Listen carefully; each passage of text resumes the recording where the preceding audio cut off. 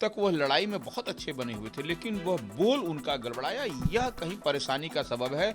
और निश्चित रूप से आप समझिए कि इसको सतीश यादव जो को यहाँ पर आपको लड़ाई में सतीश यादव बने और भारतीय जनता पार्टी और सतीश यादव के बीच में वहां लड़ाई होती हुई दिखाई। तो बिहार की 4 सीटों पर उपचुनाव चल रहा था और मतदान की प्रक्रिया अब खत्म हो चुकी है। अब बारी है ये जानने की कि कौन सीट से कौन आगे हैं। हमारे साथ इस वक्त वरिष्ठ पत्रकार रवि उपाध्याय मौजूद हैं। हम रवि उपाध्याय का एग्जिट पोल जानेंगे कि रामगढ़ की सीट से, रामगढ़ की सीट जहां से सुधाकर सिंह विधायक हुआ करते थे, सांसद चुने गए, उस सीट से बाई इलेक्शन में कौन किस पास जो है वो बाजी मार रहा है, किसको एज मिल रहा है। सर, रामगढ़ की सीट जहां पर दो तरफा या फिर त्रिकोणीय नहीं, चौतरफा मुकाबला कह सकते हैं, क्योंकि बीएसपी, जनसुराज, बीजेपी, आरजेडी सब वहां से चुनावी मैदान में थी। क्या कहता है आपका एग्जिट पोल, रामगढ़ सीट से कौन आगे?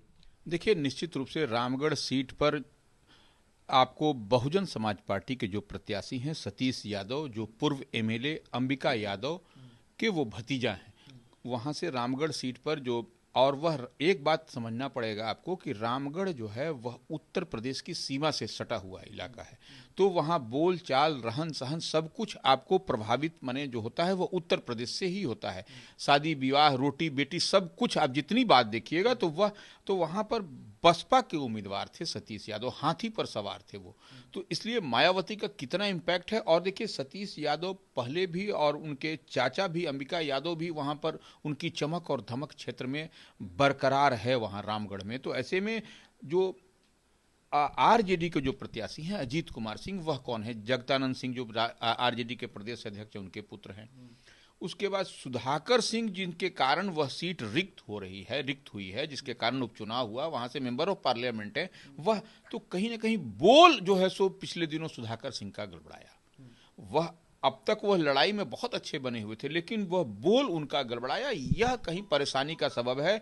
और निश्चित रूप से आप समझिए कि इसको सतीश यादव जो को यहाँ पर आपको लड़ाई में सतीश यादव बने और भारतीय जनता पार्टी और सतीश यादव के बीच में वहां लड़ाई होती हुई दिखाई। जनसुराज और आरजेडी लड़ाई से बाहर दिख रही है। देखिए, जनसुराज निश्चित रूप से वह, आप सुशील कुशवाहा है, वह एनडीए के, कुशवाहा समाज किसके वोटर माने जाते हैं? एनडीए के वोटर माने जाते हैं। तो वह उसमें जितना उनको डेंट करना था वह डेंट वह उस हिसाब से नहीं कर सके।